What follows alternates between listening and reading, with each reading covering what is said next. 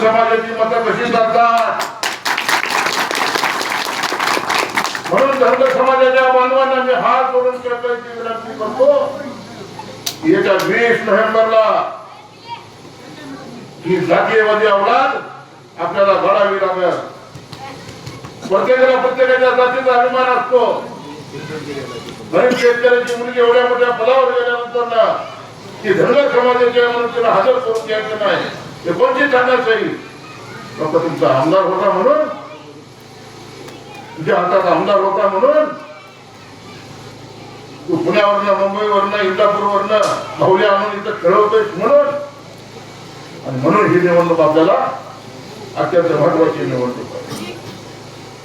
पुढच्या विकासासाठी कोणत्याही पदावर नसताना 25-30 लाख रुपयाचा निधी देऊ शकतो.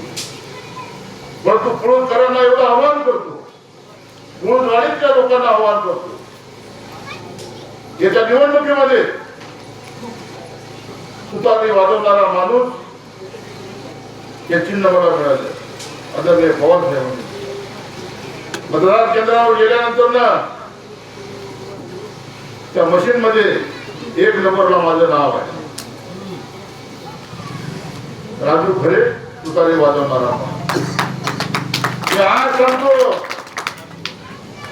आज तिथं दर्शन घेतलं, पण आमदार झाल्यानंतर ना 4 महिन्याच्या आत मी इथं दर्शन घेईन.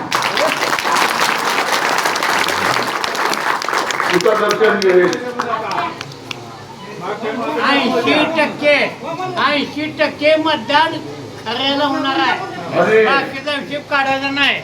दुसरी गोष्ट बोलतो, 80% बांधवांनो, मी काय बेकारपच्चे रात्र वैराचे त्याची माप काढ नका. रात्र वैराचे महात्मा गांधीजीचा प्रचार प्रसार रात्री होईल. 5 वर्षातनं एकदाच गांधीजीला बाहेर काढते ती. घरोघरी बापू येत आहेत, पण आपल्यावर झालेला अन्यायाचा विचार करा. पंढरपूरची 17 गावं गेले 3-4 वर्ष दिवस रात्र या 17 गावासाठी आणि मोहोळ तालुक्यासाठी दिवस रात्र काम करणारा कार्यकर्ता म्हणून आज मोहोळची जनता माझ्याकडे पाहते. मोहोळच्या जनतेला स्वातंत्र्याची पहाट पाहिजे. आणि मग पंढरपूरची 17 गावं, उत्तर सोलापूर तालुक्यातील 24 गावं, अशी आपली 41 गावं या मोहोळ मतदारसंघाला जोडलेली आहे. एकटा आनंदकर आमदार ठरवू शकणार नाही, आमची 41 गावं आमदार ठरवणार आहे, एवढं लक्षात असू द्या. आणि मग पंढरपूरच्या 17 गावाची नैतिक जबाबदारी आहे की मोहोळच्या जनतेला स्वातंत्र्याची पहाट पाहिजे. आजच्या मोहोळच्या जनतेला साथ देण्यासाठी या पंढरपूरचा सुपुत्र म्हणून राजू खरे मोहोळच्या विधानसभेच्या निवडणुकीच्या मैदानात उतरलेला आहे. उद्या माझा पराभव नाही, पंढरपूरच्या 17 गावाचा पराभव आहे. राजू खरे जिंकला तर पंढरपूरच्या 17 गावानं त्यांना लीड दिलं म्हणून राजू खरे जिंकला. आजपर्यंत या मतदारसंघात अनगरची चर्चा झाली. भारत शरदचंद्रजी पवार त्यांच्या बरोबर होते, काका साठे त्यांच्या बरोबर होते, उमेश पाटील त्यांच्या बरोबर होते, मनोहर डोंगरे त्यांच्या बरोबर होते, मानाजी माने त्यांच्या बरोबर होते. आज काय परिस्थिती. ही सारी माणसं या राजू खरे बरोबर उभारलेली आहेत.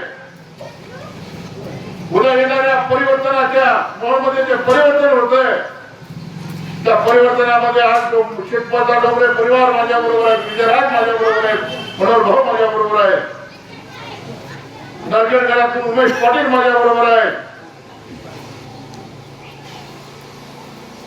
तुमचे रमेश बाराचा नगराध्यक्ष माझ्या बरोबर आहेत, मानाजी बापू माने माझ्या बरोबर आहेत, चरणराज चौरे तर किस्सा बघा, एकनाथ शिंदे साहेबांच्या पक्षाचा जिल्हा प्रमुख.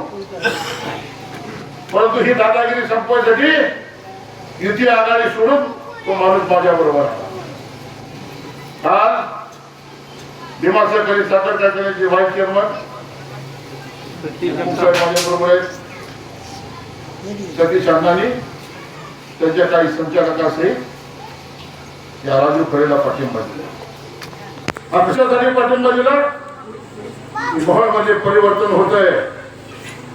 मोहोळमधली ही हिटलरशाही संपवण्यासाठी मोहोळची जनता एकवटलेली आहे आणि हीच वेळ आहे 1985 साली बाबुरावचा आंबेडकरांचा पराभव गडकरांनी केला होता आणि त्याची पुनरावृत्ती 2024 ला होती.